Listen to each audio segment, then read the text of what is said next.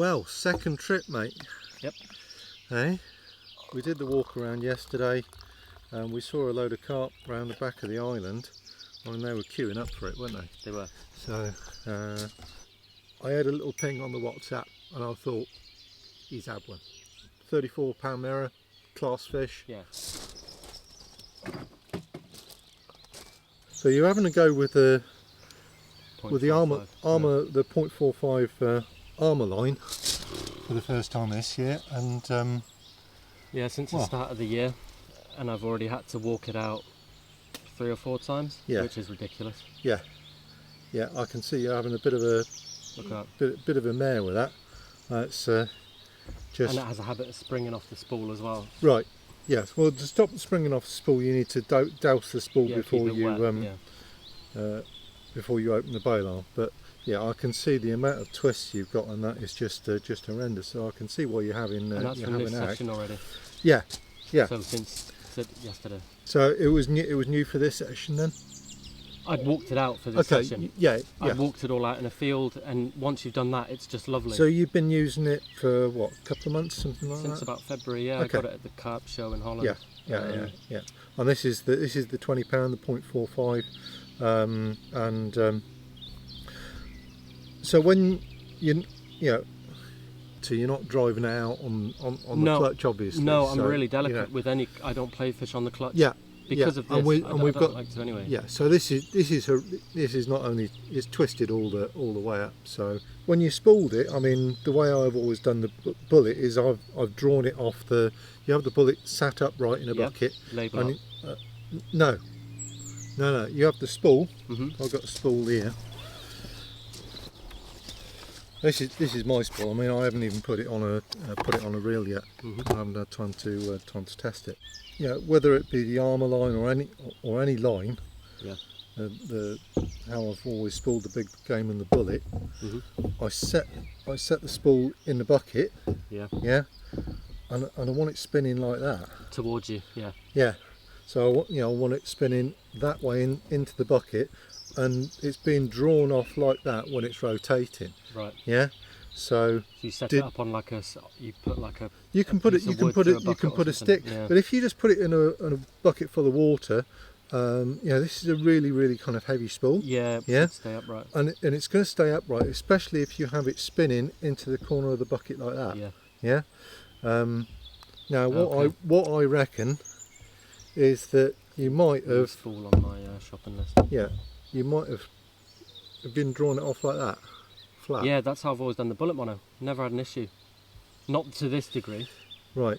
Well, this is 0.45, so it's going to show up. Thicker line is always going to show up worse.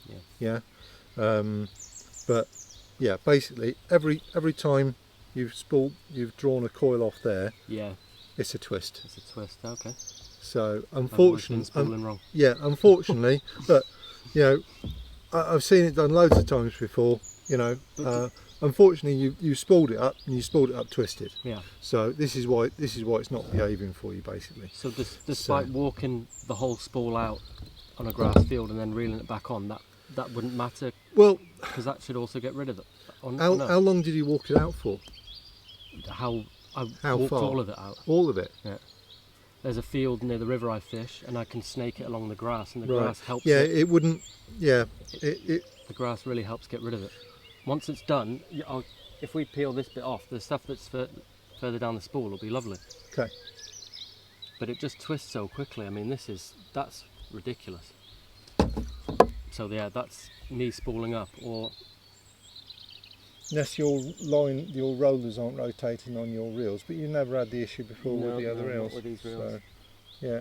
I mean, I had to take a load off because I hadn't even over spooled them that much, but it has a habit of springing out like fluoro. I think the only way you can know for sure is if you re-spool it, which I'm going to do the way I do it. Yeah. And see how that behaves. I'm 100% going to do that because what was it, €20 or something? It's not worth. Yeah. And this is dangerous as well. This is just going to cause you ag. It's going to be dangerous as well. Yeah. I think what we'll do is we'll do the old put some stones in a PVA bag. Yeah.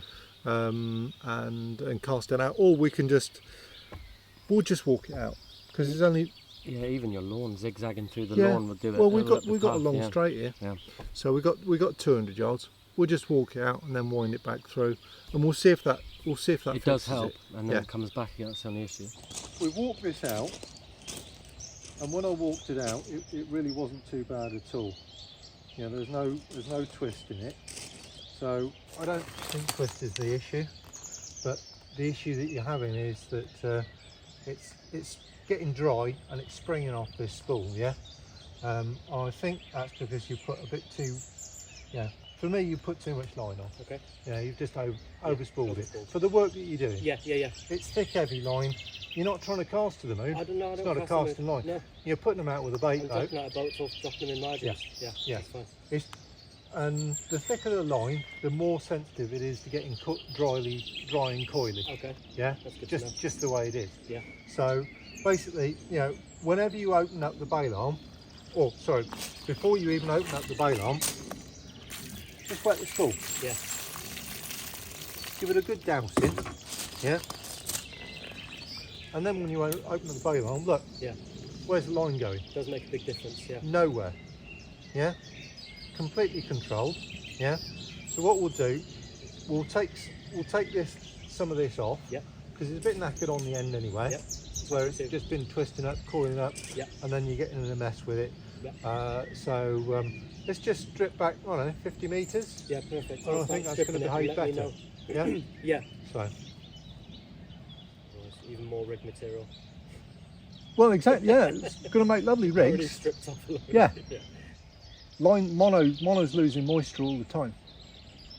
You know. So, but this is coming off here lovely now. Yeah. Yeah. When you see it like that, you think it's great. Yeah.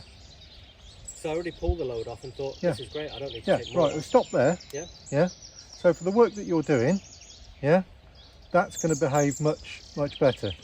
You know, you're fishing short range. Yeah. Yeah. Yeah. That's going to work much better. Yep. Right. So we're just going to have a little flick with the leading rod here. So when we're out in the boat, we're having a little dink around, and I was saying that from this spot here across to you see the picnic table in the far distance there? Yeah. Yep. So if I just put one out at that.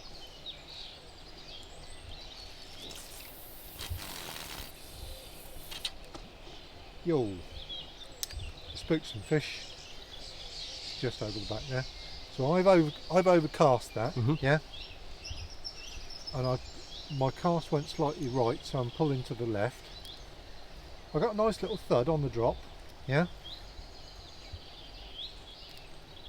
Just inch it back,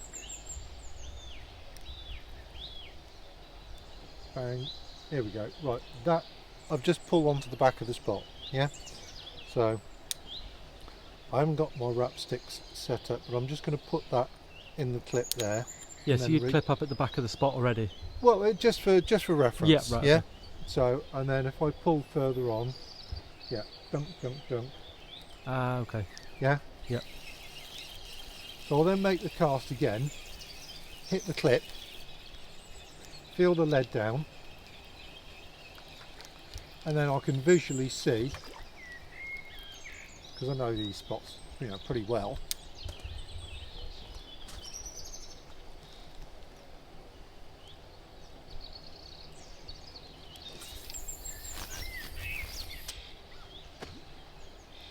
Dunk.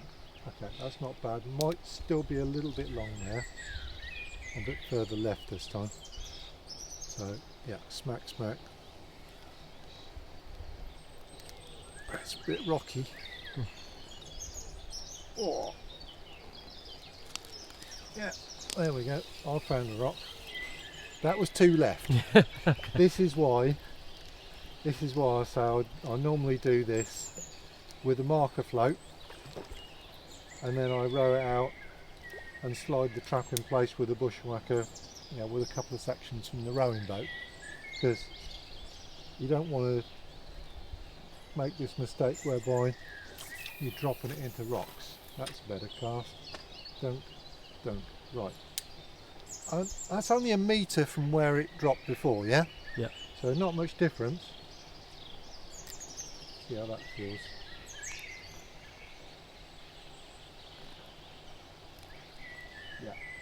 I mean, it's rocky, but I don't know. I think they've been.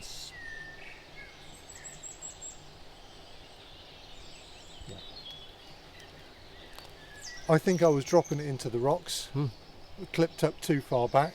Yeah. Yeah. So if you ever find that, you know, you don't want to fish amongst the rocks. No. You know. So, but once I got through the rocks, I'm onto a lovely spot there. Yeah, that's nice now then, in front of those rocks. That's nice now, yeah. So, I'll take that out the tip.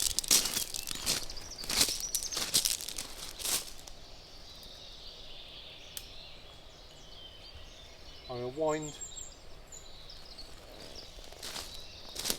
take a rod length off that, yeah. If I had my wrap sticks, I'd be able to say exactly how far it was, but I know it's 11 wraps. 11 wraps on a 12-foot rod. 11 wraps on a 12-foot rod, yeah, this is just a 10-foot rod. But they're changing the environment all the time. I didn't realise just how rocky it was out at about 12 or 13 wraps. Now I know, a bit dodgy.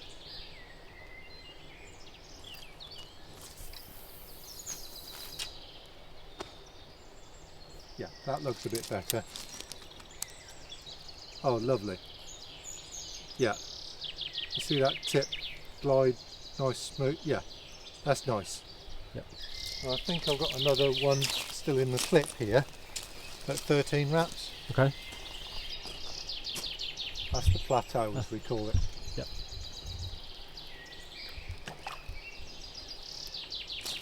And that one is aiming at those pair of V trees, yeah? Yep.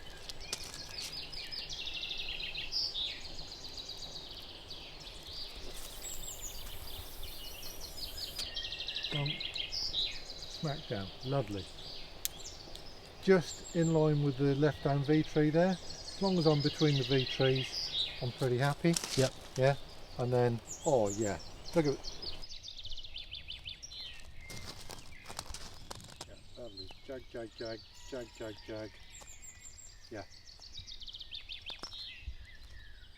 So clean that. And then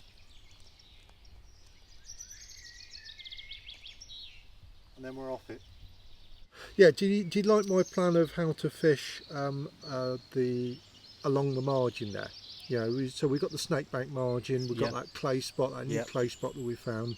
So, yeah, if you're in a situation like that, you don't want the line running all the way down the margin. Yeah. Yeah? Yeah, I was worried about the line lay from here. Yeah, because, well, and quite rightly so, because it's very, you know, carp love a margin. Yeah. You don't want the main line going up and down that same margin. No. It's not going to work very well. Yeah. But if you drive your bait boat in an arc, yeah, you know, and let the line pay out as it goes, sail it in an arc, and then you kind of draw it into the spot like that, almost come kind of 90 degrees. Yeah, I love that. You know? said that. Yeah. And that will drop it, because the arm line's quite heavy, it's quite thick, it's quite heavy. Yeah. It's going to sink out the back of the boat anyway. Yeah. It's not fluorocarbon heavy, but it's not bad. And then set that trap, and then what you don't do is you don't mend the line. No. Simply either fish it semi-tight or slack or little backlead. I just put on a little 15 gram backlead, slide that down, job done. Yep. And then it's working then. Yeah. And with the system that you've got, that kind of trick semi-fixed. Yep. Yeah, no, I thought that was great advice, and I've not been using this armour line very long, the 0.45, and I noticed actually, like, there's no wind. I'm feathering the line out with the bait boat as I'm going out. It's just sinking. And it's just sinking. But earlier I was like, why is there a bow on my line? And it's gone out straight, but then I've moved the rod over to the thing, and that slight, it's sunk already so much. Yeah. There's already a slight bow just from that. Yeah. I thought that was quite amazing. That it's, I've never fished with fluoro main lines. That was quite new. So that's really good advice that I can then just have the ability to bow it around there.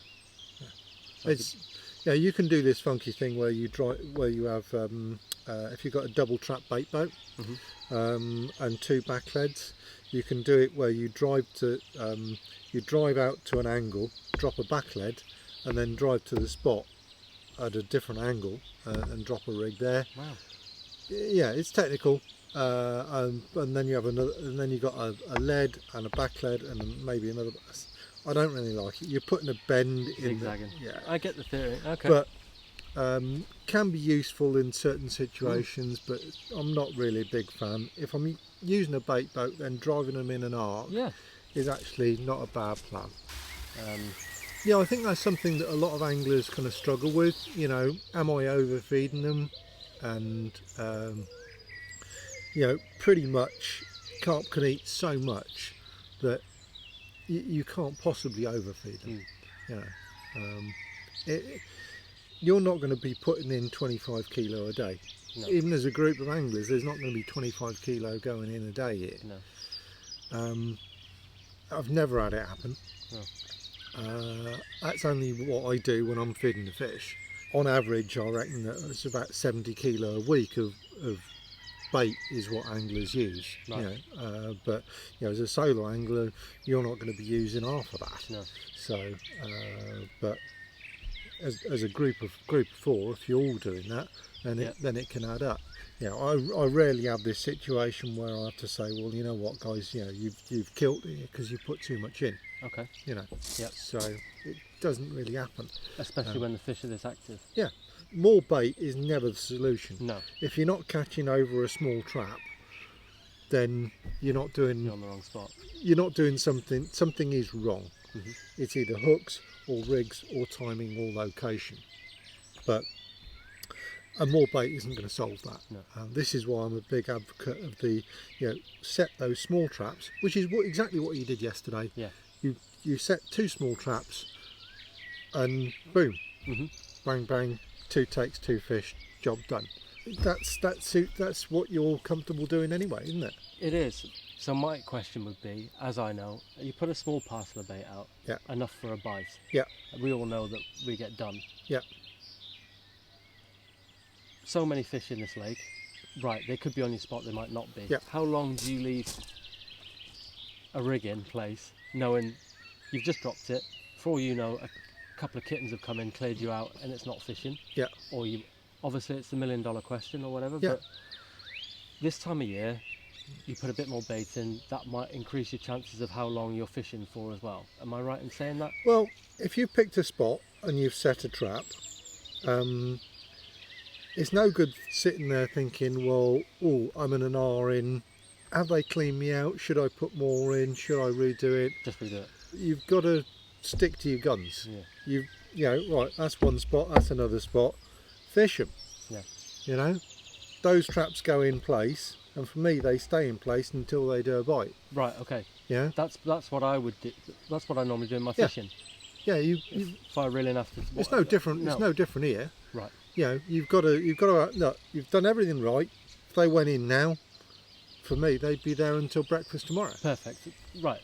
So, yeah, there's nothing you don't have to do. If that's what you understand as fishing, then we're on the same page. That's a fine way to fish. You might get kind of cleaned out on a spot, but you've still got an effective rig, hopefully. Yeah. You know, or you know, if you're fishing a rig that is able to be picked up and ejected, you know, obviously we want a rig to be picked up and to trigger a take, but we want something that's resetting, isn't it? Yeah.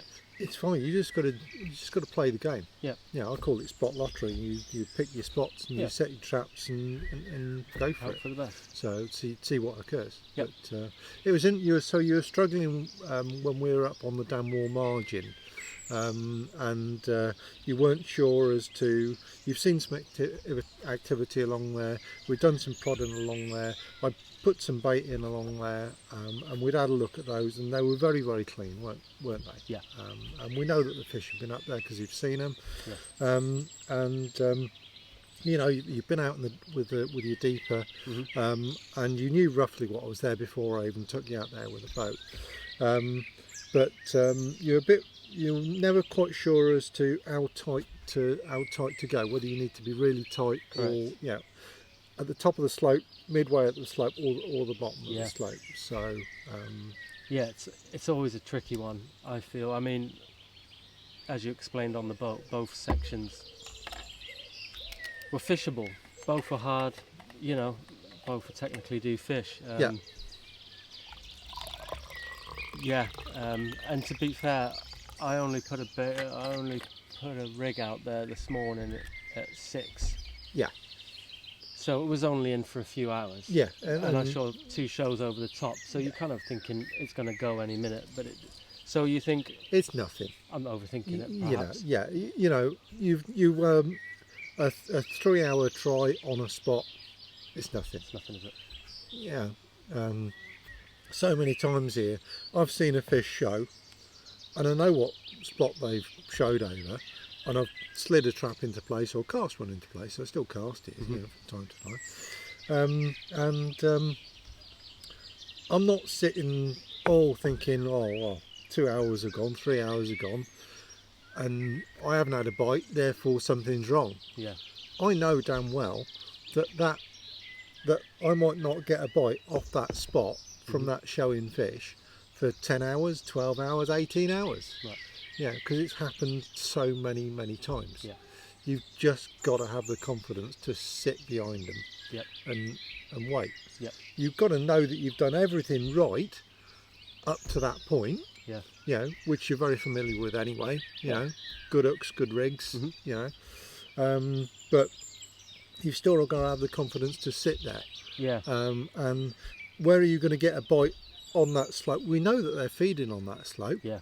Depending on where you fish from, that's always going to be, if you're fishing along the slope, is it going to be, you're going to get better line lay. Right. You know, the slope that we're talking about there, you're going to be fishing perpendicular to it. Yeah. So the line's always going to be coming in here. You know, even with the best will in the world, back lead, slack lines, etc. You know, are you going to get great line lay if you go really tight fishing from here? No. It's going to be hard, isn't it? You know. Yeah. If you fish, halfway down, it's going to be better. Is it going to be the one? Don't know. The aura is going to work well at the bottom, but if they want to be, if they're happy to feed halfway along the slope today, that's the depth they want to feed at, then we know from our scrape testing that they are feeding halfway up the slope, because all the bait's gone and it's polished clean and it's like tap water up there. Are the bites going to come from halfway up the slope or the bottom of the slope? That's why we set the traps to find out.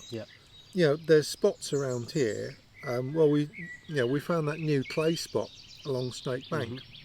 We found a massive big boulder, and the difference between getting it right or wrong was 10 centimetres, wasn't it? Well, today when you showed up and I had to bring my rig in from there and it got hooked you onto couldn't, the rock. You couldn't retrieve the rig. So how was my line lay over that rock?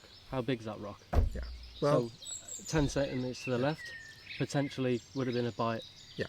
So I get it. Can 10 centimetres make all the difference? Here, on a difficult day, yeah, it can. There are areas here like the big plateau. It's lovely and clean, and they'll mill about. It's 100 square metres of clean, pristine area. There's a few rocks in there and stuff, but nothing to worry about. You're always going to be all right. It'll do a bite anyway.